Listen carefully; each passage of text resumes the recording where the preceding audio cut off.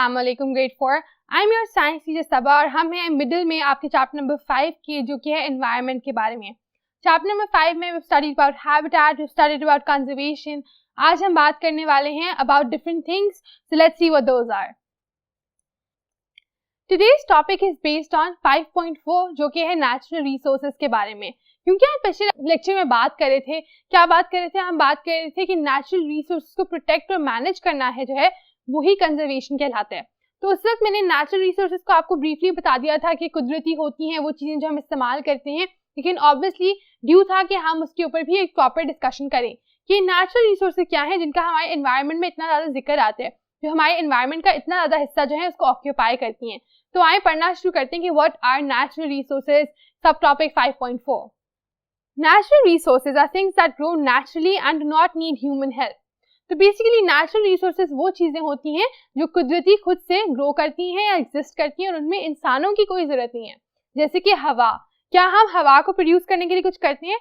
नहीं, बिल्कुल भी नहीं। Similarly water, do you do anything for producing water? No, कोई भी इंसान जो है वो पानी को क्रिएट नहीं करता, वो नेचुरली वहां पर है। इसमें एक और चीज आ जाती है, सूरज की रोशनी, वो भी नेचुरली बनती है, हम थोड़ी उसको बना रहे हैं। सूरज की रोशनी के लिए कोई कुछ करता थोड़ी है, it just naturally exist. Similarly minerals, gold, silver, ये सब चीजें इनको भी कोई बनाता नहीं है। हाँ, उनको कान से निकालना, माइनिंग करना अलग चीज है, लेकिन वो एग्जिस्ट तो खुद ही करती है ना, वो बनती तो खुद ही है। तो इस वजह से उनको हम नेचुरल रिसोर्सेज का नाम देते हैं। कोई भी ऐसी चीज जो खुद से एग्जिस्ट करती है, नेचुरली एग्जिस्ट करती है, जिसमें इंसानों ने कोई हेल्प नहीं की उसको बनाने में, उसको हम नेचुरल कह देते हैं। आगे देखिए द वर्ड रिसोर्स। अब नेचुरल तो हो गया कुदरती, वो चीजें जो नेचुरली एग्जिस्ट करती हैं। रिसोर्स क्या है?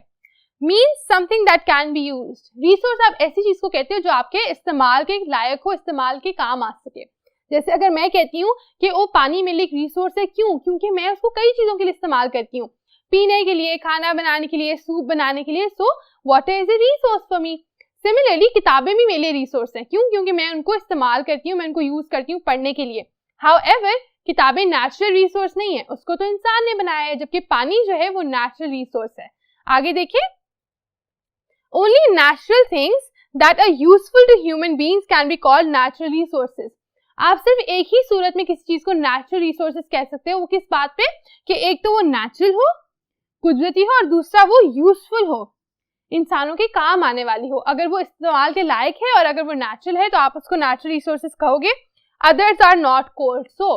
तो अगर बाकी नेचुरल जो चीजें हैं लेकिन वो आपके किसी काम नहीं आती तो उनको आप यहाँ नहीं शामिल करोगे।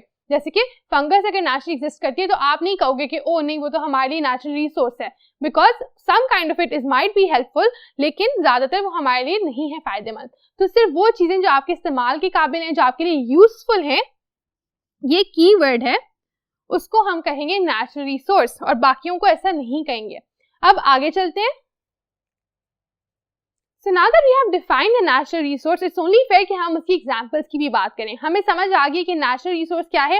नेचुरल वाला हिस्सा जो है उसका मतलब है कोई भी चीज जो कुदरती तौर पर बनी हुई हो, और रिसोर्स का मतलब है कोई भी चीज जिसको हम इस्तेमाल कर सकते हो। ठीक है, तो नेचुरल रिसोर्स कंबाइन करके उसकी एग्जांपल्स देखते हैं कि कौन कौन सी ऐसी चीजें हैं जो कुदरती तौर पर एग्जिस्ट करती हैं और हम उन्हें अपनी जरूरियात के लिए इस्तेमाल करते हैं।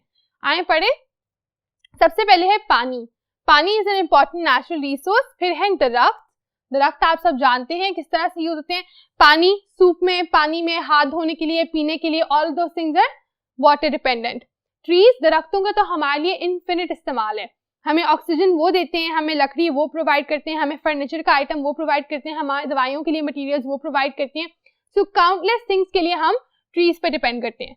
प्लांट्स भी अगेन, प्लांट्स कुछ दवाइयों के लिए यूज होते हैं, कुछ खाने में यूज होते हैं, धनिया, पुदीना, इस तरह की कई चीजें हैं जिनको आप रोजमर्रा की जिंदगी में इस्तेमाल करते हो, तो हमारे लिए एक रिसोर्स हो गई। आगे देखिए ऑयल, तेल। अब यहाँ पर बात ऑलिव ऑयल या कुकिंग ऑयल की बात नहीं हो रही, यहाँ पर जो पेट्रोल हम गाड़ियों में डलता है, जो पेट्रोल अलग अलग जगहों पे एनर्जी रिजर्व्स में काम करता है, वो भी तो तेल है, और वो जमीन के नीचे से आते हैं ना, तो वो क्या हो गया, वो एक नेचुरल रिसोर्स है, एक कुदरती चीज है जिसे हम इस्तेमाल करते हैं अपने यूज के लिए, गाड़ियां चलाने के लिए, इंजन चलाने के लिए, डिफरेंट फंक्शंस कराने के लिए, पावर प्लांट्स में यूज करने के लिए। तो वो भी एक एग्जाम्पल हो गई ऑफ अ नेचुरल रिसोर्स। आगे देखिए गैस। गैस भी नेचुरल तौर पर ही बनती है। जो लिक्विफाइड नेचुरल गैस होती है, यानी जो CNG भी जिसको आप देखते हैं, उसका जो प्योर फॉर्म होता है वो भी जमीन के नीचे से मिलता है, वो भी बिल्कुल नेचुरल होता है, उसको इंसानों ने नहीं बनाया हुआ होता। ऑब्वियसली बाद में इंसान उसमें कुछ ना कुछ चेंजेस कर देते हैं, उसको थोड़ा सा बदल देते हैं, अपने इस्तेमाल के लिए थोड़ा सा उसको ऑल्टर कर देते हैं, लेकिन एग्जिस्ट तो वो खुद ही नेचुरल तौर पे ही करती है। आगे देखें, कोल। कोल क्या होता है? कोयला। कोयले के भी कई इस्तेमाल होते हैं, स्पेशली एनर्जी रिजर्व में एनर्जी बनाने के लिए, आग जलाने के लिए लोग इनका इस्तेमाल करते हैं। So again something that is natural and something that is useful, so it is a natural resource. Next we have gold, सोना।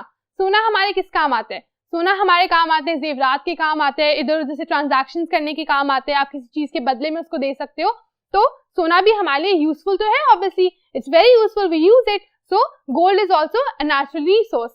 आगे देखिए, सिल्वर। What is silver? चांदी।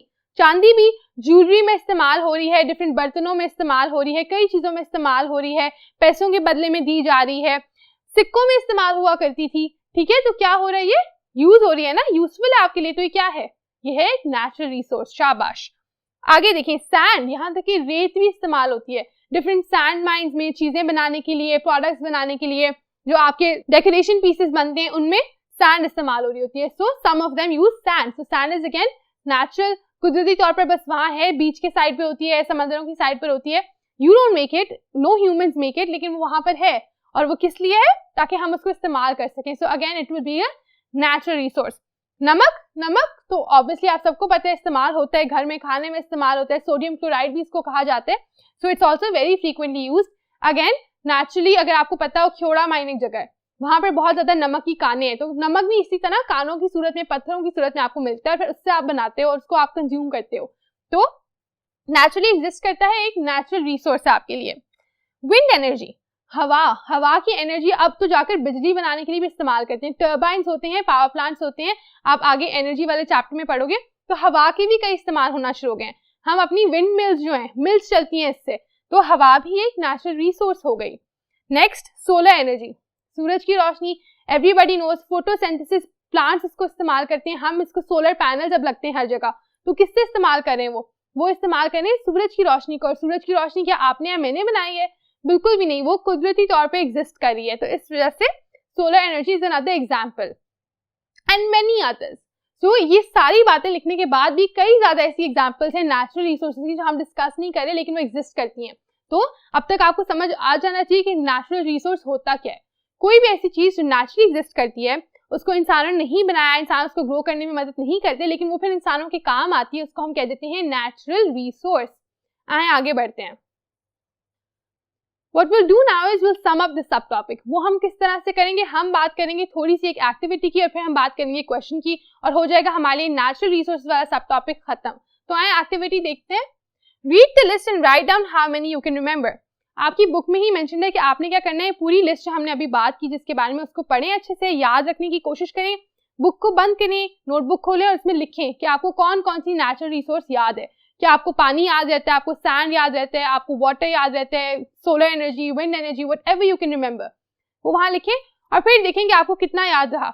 इससे दो फायदे होंगे, एक तो आपकी मेमोरी जो है वो टेस्ट हो जाएगी, और दूसरा आपके दिमाग में कुछ एग्जांपल्स बैठ जाएंगे, और जैसे ही नेचुरल रिसोर्स का नाम आप सुनेंगे आपको फौरन याद आ जाएगा कि ओ अच्छा हाँ, ये हमने यहाँ पढ़ा था, इसकी ये एग्जाम्पल्स है, इसका मतलब है वो ऐसी चीज जो हमारे काम आ सकती है, लेकिन जो कुदरती तौर पर बनती है। आगे देखिए, in your notebook what are natural resources.